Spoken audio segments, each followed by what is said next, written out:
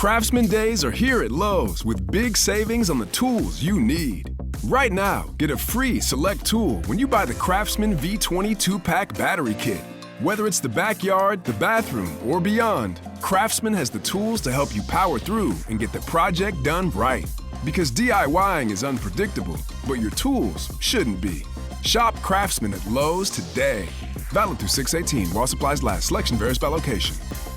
Nats Chat is brought to you by Walters. Walters is the best sports bar in Navy Yard, located just across the street from Nationals Park. Also a great place to check out if you're headed to Audi Field. Make sure to check out their self-poured beer wall and unlimited TVs.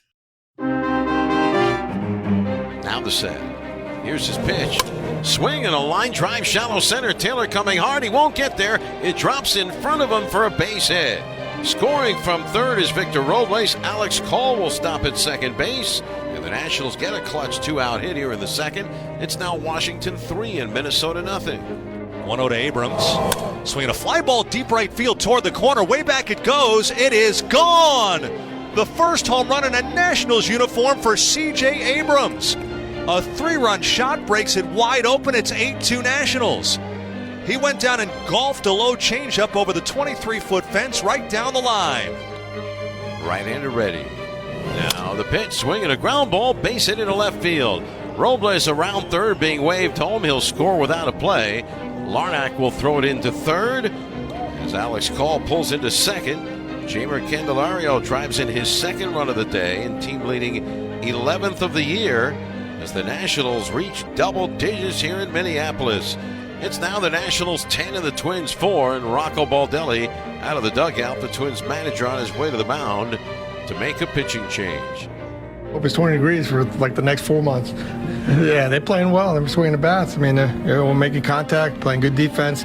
And welcome to Nats Chat for Sunday, April 23rd, 2023, along with MASNsports.com Nationals insider Mark Zuckerman, who is at Target Field in Minneapolis, Minnesota. I'm Al Galdi, host of the Al Galdi podcast. We on Saturday, for a second consecutive day, set a new record for the coldest Nationals regular season game since the franchise moved to Washington, D.C. in the 04-05 offseason. Your game time temperature for Saturday afternoon's Game 2 at the Minnesota Twins, and also cold 35 degrees.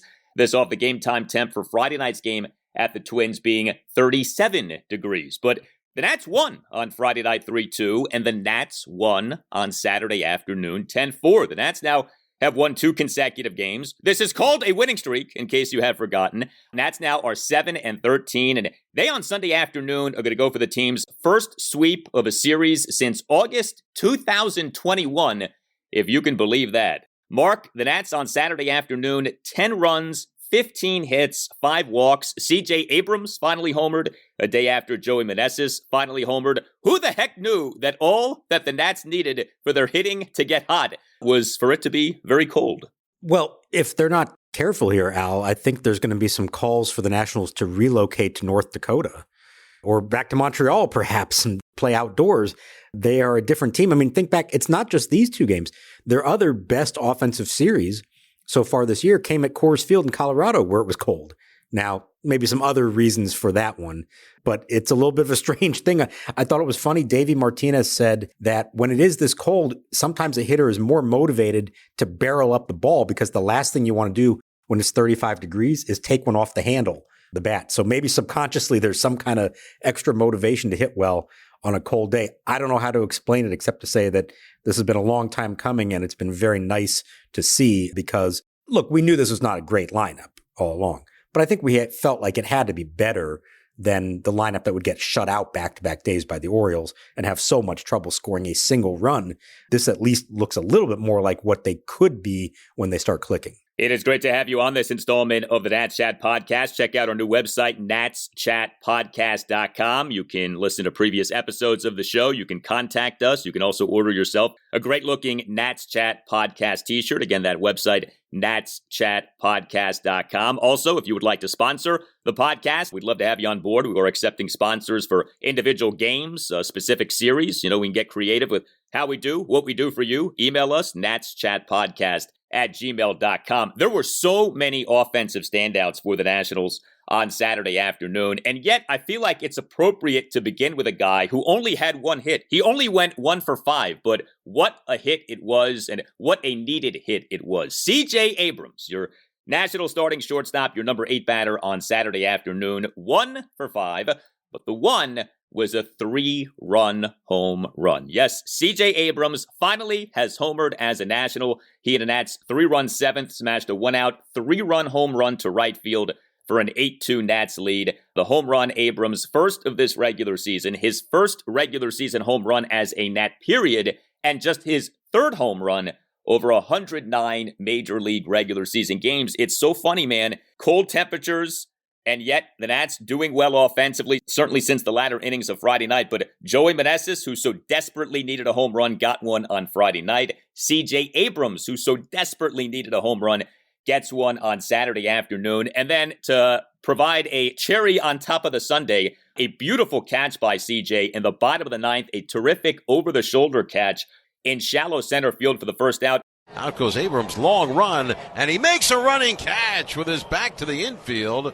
And I want to stress those words, shallow center field. This was not your typical over-the-shoulder running catch by a shortstop where it's like, kind of, sort of in the outfield. This was like well into center field where CJ Abrams ended up making that catch. You saw the full gamut of athleticism from CJ Abrams in this game. And like you said, yeah, he went 1 for 5, and you can say, oh, well, that's not that big a game. No, this was an important game for him. That was a fantastic catch for him. And the home run, I don't know if you noticed the pitch, it was a changeup and it was down below his knees. Not the kind of pitch you're expecting to do that with. And he dropped the barrel of the bat. He got it down there and it looked so effortless. That wasn't a violent swing at all. He just made good, solid contact and watched it fly. And it does show you he has the ability to do that. It's got to be the right pitch, the right situation. He said he's been maybe swinging too much at pitches up in the zone, so he was consciously trying to look for something down in the zone. That was even down below the zone. I don't know that CJ Abrams is about to become a home run threat consistently, but to at least have that in your back pocket and know on the right pitch that you can do that with, it makes a huge difference for them and for him. And it shows you that he can be a more complete offensive player than maybe we've seen here since he got to town. Yeah, I mean, we know the deal. He's not here to just be, a nice little defensive shortstop. Like, he's here to be a star shortstop, or at least a really good shortstop. And a big component of being a really good shortstop, of course, is hitting.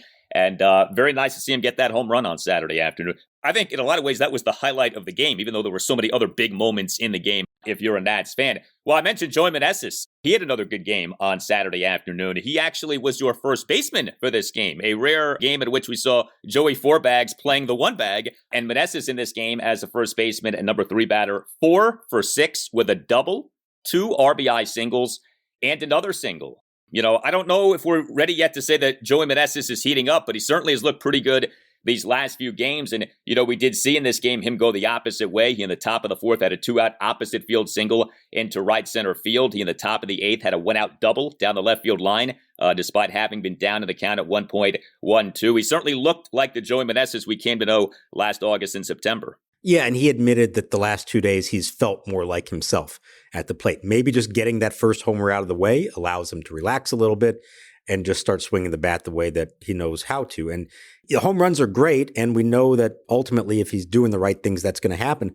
But what made him so special last year wasn't the home runs. It was the consistent production, taking pitches the other way, picking up 2 or 3 hits on a given night, coming through in clutch situations. His first 2 hits in this game are singles, and they both drive in runs. So that was 3 straight hits for him, 3 straight at-bats for him going back to the previous night, all driving in runs. That's what they need from him if he's going to be in the middle of their lineup, and that's how this thing is built for that to be the case. So you do see a little bit of a relaxing, I think, from him. And honestly, I think the rest of the team sees that as well, and it allows them to relax. It's unfortunate that a 30-year-old, essentially still a rookie, has to have the weight of the team's shoulders, on him. But this is the way they're built. And when he produces, it does allow everyone else to breathe a sigh of relief. And so if he can just keep doing this to some extent, I think it will make a big difference. And, you're starting to see Meneses, Candelario, you even saw Dom Smith with 2 hits in this game. They don't need superstars, but they just need some production from these guys who are making up the heart of their lineup. I mean, the Nats in this game hit like crazy from a standpoint of every inning. It felt like you had Nats on base. You had the Nats disrupting Twins pitching to where the Twins like never had a clean inning. I mean, again, 15 hits in this game. It was good. It was really good to see the Nats hit like this. You mentioned Dom Smith. He was the DH for this game, number 6 batter, 2 for 4, 2 leadoff singles and a walk. Jeimer Candelario as the third baseman, a number 2 batter, 2 for 5 with a double, an RBI single, and an RBI sac fly. And, once again, from the go figure department, Victor Robles. So we noted on the last installment of the podcast, Victor Robles in the 3-2 win on Friday night, 1 for 3 with a single, his first non-bunt single since April 10th. And so what happens on Saturday afternoon? Victor Robles has 2 more non-bunt hits, because of course he did. Robles, 2 for 4 with a triple, an RBI double, and a hit by pitch. That's like the ultimate Victor Robles game, right? He had to have the hit by pitch. I mean, that's Robles, right? But how about the triple and the double? So the triple, Nats 1-run fourth. Victor Robles had a first pitch leadoff triple to left center field on a fly ball that went off Twin center fielder and ex-Nat Michael A. Taylor, who of course has so many parallels to Victor Robles. That was like the bizarro world, right? Robles hitting a triple on a ball that went off Michael A. Taylor. But what was so interesting about this play, Robles looked like he was getting a double.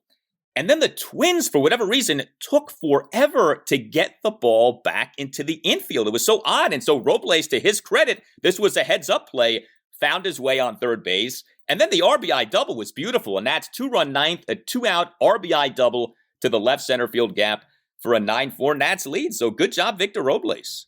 Yeah, absolutely good job. And really heads up with the hustle on the triple. And I'm just picturing Nationals fans, what's going through their minds as that whole thing plays out. You've got the center fielder of the past, the center fielder of the future, coalescing in this one moment. It was always the debate about which one should be the center fielder, which one should they keep, which one should they give up on.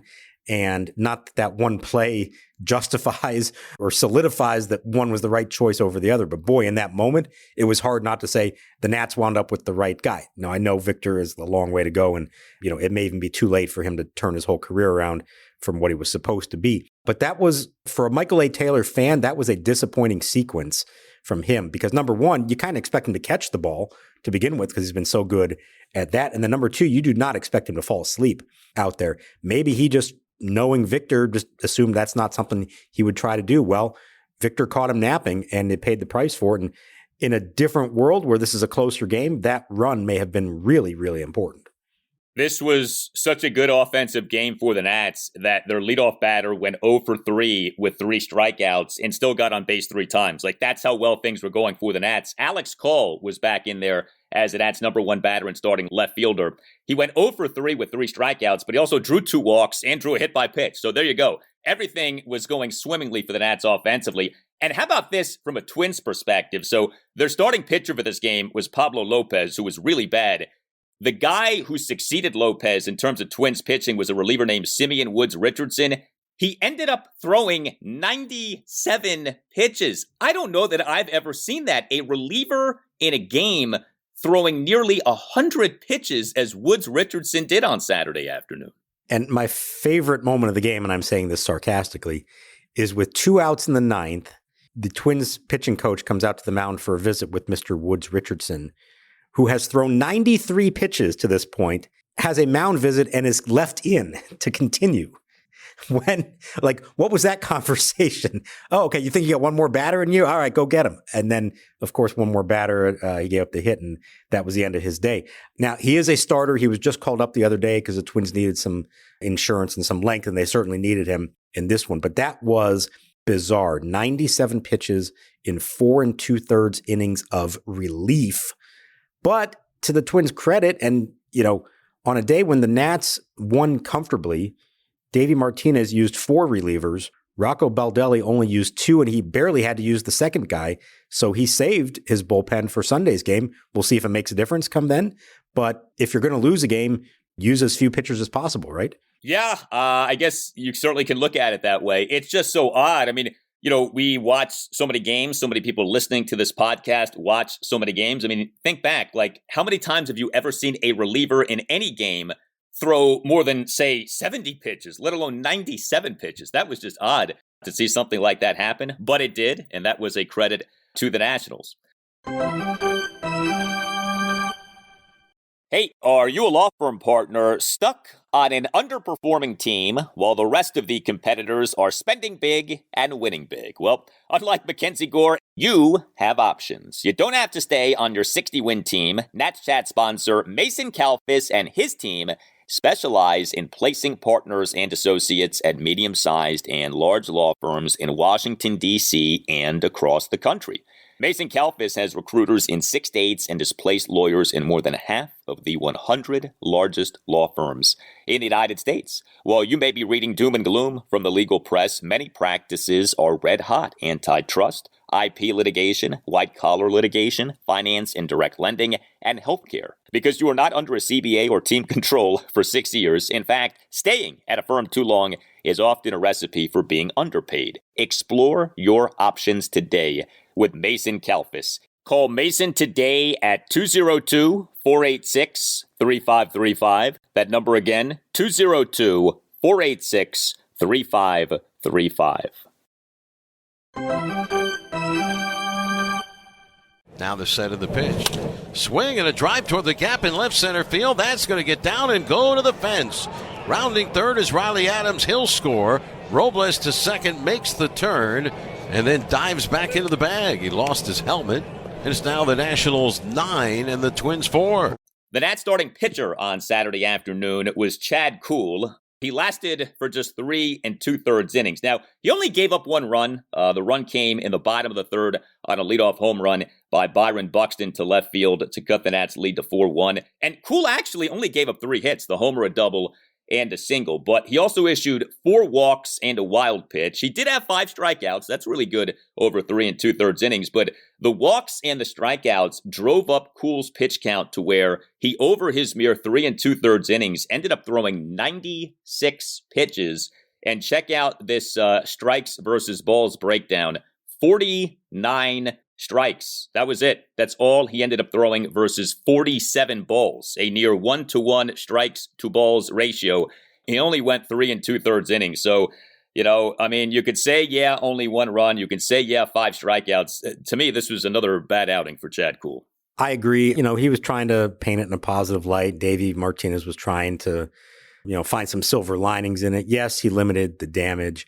Yeah, it was a cold day and maybe didn't have a great grip on the ball, and that contributed to some of it. But my God, he could not put anyone away. He went to, I think, 2 balls on every single hitter that he faced. And especially when you're handed a lead, you got to just give some length. Even if you put it over the plate and they hit it, so be it. And he was trying to say that, he sort of doesn't want to just give in to them and was trying to hit corners. Well, he wasn't hitting corners. He wasn't even coming close to hitting corners in most of this case.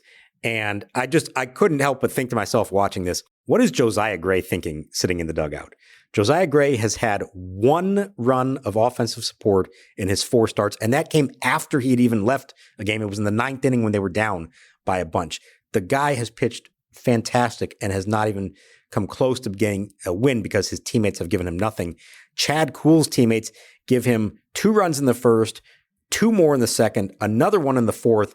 And what does he do with that? He can't even complete the 4th inning himself. So thankfully, Al, he did not complete the requisite 5 innings, did not get credit with the win because he certainly would not have earned it in this one. But, for now, he's their number 5 starter. I don't think that's about to change given what the alternatives are. But at some point here along the way, he's got to go deeper in games. He's got to give him a better chance. I mean, yes, they won the game that he started, but he had very little to do with that, in my opinion. The Nationals do have an off day on Monday, so the fact that the team used 4 relievers in this game isn't the end of the world, but no doubt. I mean, you get given the lead that Chad Kuhl got given. I mean, that is a recipe for going out there, throwing strikes, working quickly, and eating up some innings. And by the way, quick, this game was not 3+ hours of Chad Kuhl and Pablo Lopez having rather high pitch counts as the game went on. But the Nats won, so you didn't mind watching 3+ hours of baseball. The crazy thing is, it felt like interminable, like this is one of the slowest games you've ever seen.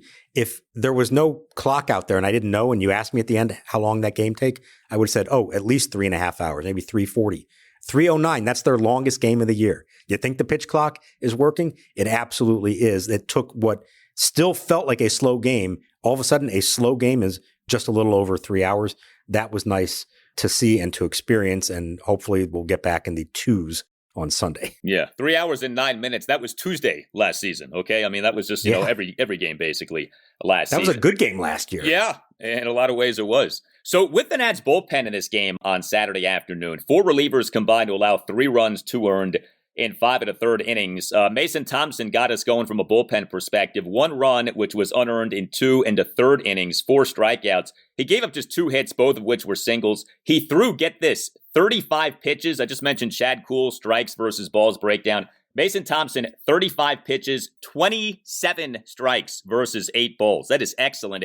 And I was so happy that the official score changed the ruling on the Riley Adams play there from a wild pitch to a pass ball. I don't know how anyone could have looked at that and viewed that as a wild pitch. That was a pass ball all the way. Riley Adams actually essentially ended up committing 2, well, not errors, but I guess you would say defensive miscues on the same play. So Keibert Ruiz, on the 7th day, he rested. He actually didn't start a game for the first time in like forever in this game. Riley Adams was the Nats starting catcher. And, the Nats won the game 10-4, and Adams did have a single and a walk, but he also on the same play had a throwing error and a pass ball. Twins 1-run fifth, a throwing error and attempting to throw out Joey Gallo at first base off a strike 3 pass ball that was committed by Adams. But overall, Mason Thompson, I thought, looked good once again. He has been really impressive so far this season. And then in terms of what we got from the rest of the Nats bullpen, Hobie Harris did give up 2 runs, bottom of the 7th, but Carl Edwards Jr. a perfect bottom of the 8th, and Anthony Banda, scoreless bottom of the 9th inning that included that terrific play by CJ Abrams. So I think at this point, 20 games in, we would probably agree that Hunter Harvey is their best reliever, the one you feel best about, high leverage spot. I think Mason Thompson's right there with them, right behind him, if not on par with him. What he has done here so far has been really impressive. He's throwing strikes. You gave the breakdown of that one. That was phenomenal. He's going multiple innings. He's pitching out of jams at times. They're bringing him in to get out of a situation. That was still kind of a big spot that he came in to replace Kuhl in the 4th with 2 on, and Byron Buxton, a pretty good hitter at the plate, and he got him out. More and more, you have to like what you're seeing from Mason Thompson and envision that this is somebody who's potentially going to be a big part of their bullpen for years to come. This is a reliever from the 2021 trade deadline purge. One of the guys they got from the Padres for Daniel Hudson. He was not a top prospect. He was I think a top 15 prospect or something of the Padres, but they knew he had good stuff. We saw glimpses of it when he was healthy last year. If he can keep this up, that is a huge get for them and proof that you can get quality players in a rebuild. They don't all have to come from the blockbuster Juan Soto trade. Sometimes you can make these savvy trade deadline moves for a veteran and get somebody who's going to help you for a long time. And right now, Mason Thompson looks like he could be a big part of this moving forward. No doubt. And, it's funny with that trade that brought Thompson to the Nats. There were so many trades over that 2-day stretch, July 29th and 30th, 2021. And that trade with the Padres was like a late night, early morning trade that broke. And, as we have come to know, you just never know with these things, right? I mean, John Lester for Lane Thomas. And here you have now Daniel Hudson to the San Diego Padres for a pitcher named Mason Thompson and an infielder named Jordy Barley. And here we are. Mason Thompson looks like he might be a piece. I mean, he has really stood out. This goes back to last season. I know he was hurt for a decent chunk of last season, but he looked pretty good once he came back from the injury last season. And a very valuable player who, as we have noted, can give you multiple innings, appearance in and appearance out, and do just fine. So definitely, I mean, him and Hunter Harvey, like you said, have done a really good job. The bullpen for, a second consecutive season is looking like a pretty decent unit here. And as much as we worried coming into the season, well, can they sustain that? Is this going to regress after last year? We know how year to year how much that can change. I mean, for the most part, the bullpen has been really good and has continued to be a strength. Yes, Finnegan had a big blow up the one game. There have been a couple other of shaky ones, but in the bigger picture, I think the bullpen's been very solid. And when you combine that with quality starting pitching and excellent defense behind them, we see that there is this formula for success. They get through 5 or into the 6th inning with their starter. They've got enough options now to not burn everyone out. I mean, knock on wood, so far, they really haven't overworked anybody in the bullpen. And they had that stretch there of a lot of days in a row with no off days. And as we know, almost every game they play has been close. So it's not like there are a lot of blowouts. It's worked out really well for them. And it does look like at the moment, this is a sustainable formula for them with a bullpen that was surprisingly good last year. And we didn't know for sure if it was going to continue to be that way this year. So it's going to be interesting. The Nats get another off day on Monday. The Nats have had a lot of off days over the last, say week and a half. And then the Nats don't have another scheduled off day until May 11th. So the Nats are going to go April 25th through May 10th without a scheduled off day. Now, maybe there's a rainout or two in there somewhere, but you wonder if the bullpen will hold up during that stretch. I think there's going to be increased onus on the starting pitching to shoulder its share of the load during that stretch. And, I suppose, you sometimes will see teams take advantage of optionable relievers in stretches without off days, just try to get some fresh arms. Hopefully it doesn't come to that for the Nats, but you wonder if it might have been. Again, that is a substantial period of time without a scheduled off day. April 25th through May 10th, 0 scheduled off days for the Nats.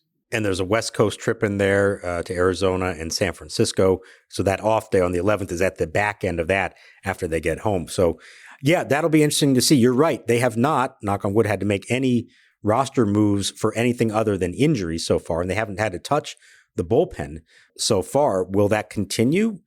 They haven't had to burn anyone up. So maybe they are in good shape there. There are a few guys at AAA that they could call upon who have big league experience that I don't think they would hesitate to call upon if they needed to. But even the guys like Hobie Harris, I know this game wasn't great for him, but overall, he's been fine. Thaddeus Ward, the Rule 5 pick, has done fine for them. They have depth there, and I think they've done a pretty good job of managing it and keeping everybody in use, not overusing anybody else, and having some success, despite playing in, like we said, it's a close game just about every single night. They have not been blown out in a while, and so they have needed to use their relievers and use them aggressively throughout all this. One more thing with the weather. So, it does stand out back-to-back days, coldest games for the Nats since the franchise came here, especially when you consider all of the October games that this team has played since the franchise came here. I don't expect you to have committed to memory the game time temperatures for all of the Nationals postseason games, but is there an October game that stands out to you as having been particularly cold? Because it is something that these two regular season games well into April are colder than any game that the Nats have played in October, given again that the Nats have played a good number of October games since the franchise came here. Right. The two that I think of, one of them is the 18-inning game at Nats Park, which started out much warmer, and by the end of the night, it was bitterly cold because a big cold front came through, and there were a lot of reasons that anyone who was there would tell you that's the most miserable game they've ever been to. The weather was part of that. The events of the 9th inning, and then from that point on, were a big part of it as well. But I don't believe it ever officially got down this cold. And let's also remember, we're talking officially game time temperature at first pitch. So it could have been colder than that, later in the game. That's the first one. And the other one that comes to mind is Wrigley Field, the Steven Strasburg game, game 4 against the Cubs in 2017, when Strasburg initially wasn't going to make the start. Then he came back and did make the start because he was feeling well enough and was phenomenal for them in that game, and really started to solidify his stature as a big game pitcher for them. This is before he ever got to the 2019 postseason. But I'm going to look this one up while we're talking and see what the official game time temperature was that day at Wrigley Field. And the answer is 59 degrees. How's that possible? It did not feel like 59 degrees that day at Wrigley Field. So there you go. A lot of this is also not just what the temperature says, but what it feels like and what the wind is like and all that. 35, though, is 35. I don't care where you are. It was really cold. You could see how bundled up they all were for this game. Yeah, it's been almost comical. Victor Robles looks like he's a mummy in these games. You can barely see his face with how wrapped up he is. But yeah, man, game time temps in the 30s. What are you supposed to do? That's April in Minnesota. What are you going to do? Well, the Nats are 2-0 in this series. We hope for a 3-game sweep come Sunday afternoon. Hit us up on Twitter at Nats_chat. You can email the podcast, natschatpodcast@gmail.com. Find us on Instagram too, at Nats Chat Podcast. All Nationals radio highlights on Nats Chat are courtesy of 106.7 The Fan. Thank you to Tim Newmark for the Nats Chat Podcast music. Visit timnewmark.com to get more info on what the great Mr. Newmark can do for you. Nats Chat is on the radio Sunday mornings 11 to 12 on ESPN Richmond, which is 106.1 FM in the Richmond, Virginia area, and ESPNRichmond.com all over the globe. For Mark Zuckerman, I'm Al Galdi. We thank you for listening, and we'll talk to you next time on the Nats Chat Podcast. And nothing but strikes coming from Steven Strasburg. Bryant struck out his first time. Dusty Baker hoping that Thursday brings a Game 5 back in Nationals Park. Bryant strikes out for the second time, and Strasburg strikes out the side in the third. We head to the fourth at Wrigley.